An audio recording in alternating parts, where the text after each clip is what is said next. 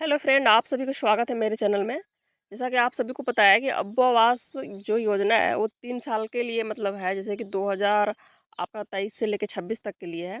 तो यहाँ पे आपको 2023 से 24 मिल गया, लेकिन 24 से 25 कब मिलेगा? तो यहाँ पे बहुत से लोगों को मतलब ये जैसे अभी जिनको नहीं मिला है, क्योंकि जो वेटिंग लिस्ट में थे उनको काफ़ी दिनों से मतलब इंतज़ार होगा।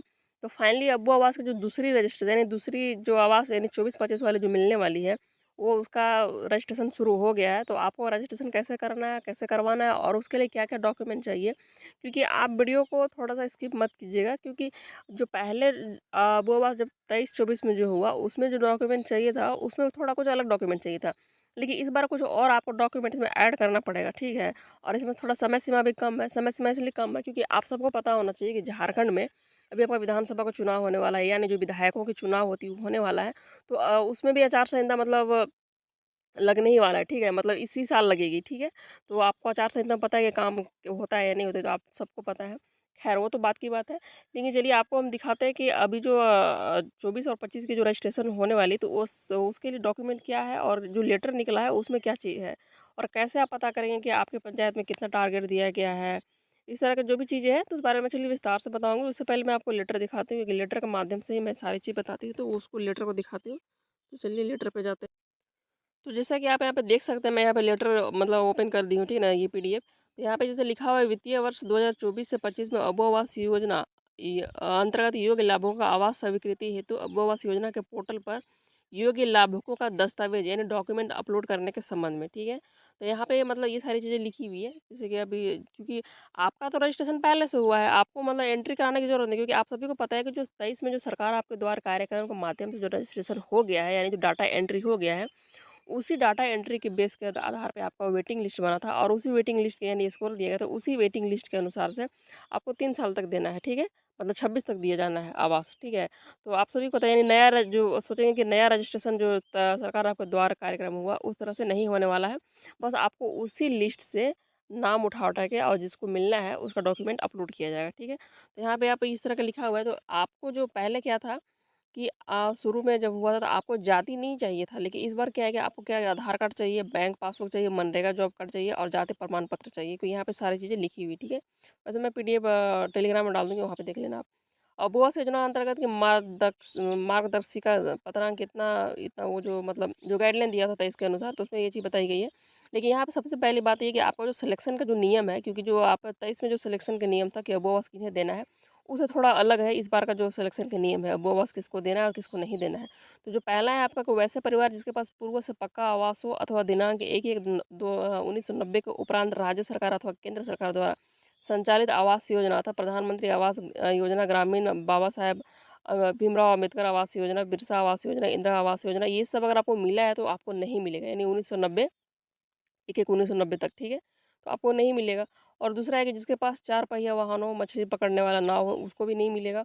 और हमारा तीसरा है कि 3 पहिया या 4 पहिया वाले जो भी यांत्रिक कृषि उपकरण हो, यानी खेती करने के लिए जो भी मतलब इस तरह का उपकरण हो, तो उन्हें भी नहीं मिलेगा। जिस परिवार का कोई सदस्य सरकारी नौकरी में या फिर अर्ध सरकारी है या फिर सेवारत है या फिर जैसे रिटायरमेंट वगैरह होते हैं, तो उन्हें भी नहीं मिलेगा। जिस परिवार का कोई सदस्य चुनाव द्वारा जनप्रतिनिधि चयनित किया गया, उन्हें भी नहीं मिलेगा। जैसे कोई भी आप किसी भी चीज़, विधायक हो, सांसद हो, मुखिया हो, रोजगार सेवक, अरे सॉरी, पंचायत सचिव हो, नहीं नहीं, सॉरी सॉरी, पंचायत समिति, यानी जो उसको क्या बोलते हैं, फैसला करते हैं उसको पंचायत स्तर पे। तो ये जो भी चीज़ है, तो मतलब मेन कहने का अर्थ ये है कि अगर आपको सरकारी किसी चीज़ में है या फिर आपके पास थोड़ा सा 2 एकड़ से ज़्यादा अगर आपके पास ज़मीन हो, तो ये सब चीज़ें कुछ कुछ कंडीशन है, तो आपको तो पहले से पता है। खैर होता कंडीशन का कोई पालन तो होता नहीं हो, तो ये तो सबको पता है। फिर भी आप देख लीजिएगा। बाकी है कि अब्बू आवास में यहाँ पे जैसे कि अब्बू आवास योजना अंतर्गत अस्थायी प्रतीक्षा सूची में अयोग्य लाभुक का नाम होने पर जांच जांच के दौरान चिन्हित करके अयोग्य परिवार का आवास का लाभ नहीं दिया जाएगा। अगर जैसे अगर इतना जो कंडीशन दिया गया है, अगर इसके अनुसार भी अगर किसी व्यक्ति को आवास दिया जाता है, अलॉट किया जाता है, तो अगर जांच जब होगा तो उस दौरान उनका आवास कैंसिल किया जा सकता है, ठीक है।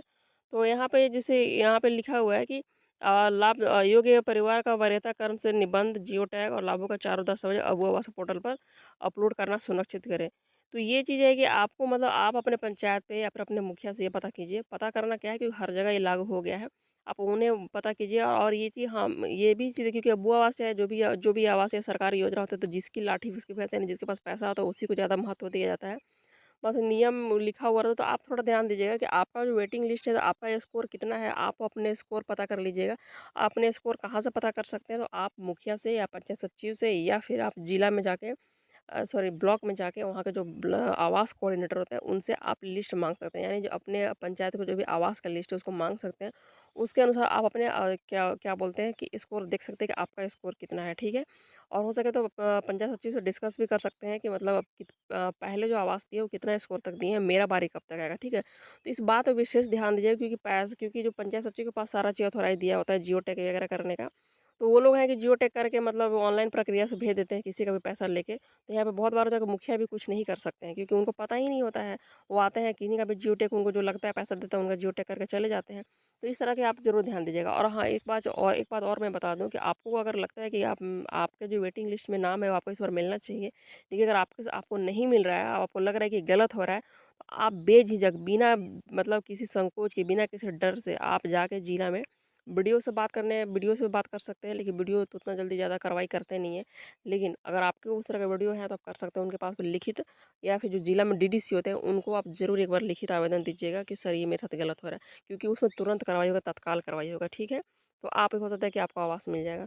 इस बात का ध्यान दीजिएगा। बाकी आप जाति बनवा कर रखिएगा, क्योंकि पिछली बार था कि जाति नहीं लग रहा था, तो इस बार जिनके नाम पे भी लेना है उनका जाति बनवा कर रखिएगा, और जाति बनवा कर ज़्यादा सुविधा होगा, क्योंकि पैसा वगैरह डलाने में ज़्यादा समस्या फिर नहीं होता है। तो आप इस बात को विशेष ध्यान दीजिएगा। बाकी ये चीज़ पता ही है। हाँ, बाकी वही है कि पीडीएफ ज़रूर देख लीजिएगा भाई, क्योंकि उसमें बहुत घपला उसी चीज़ से हो रहा है कि स्कोर है, कम भी है, फिर भी लोग उसको ना देकर दूसरे को दे दे रहे हैं।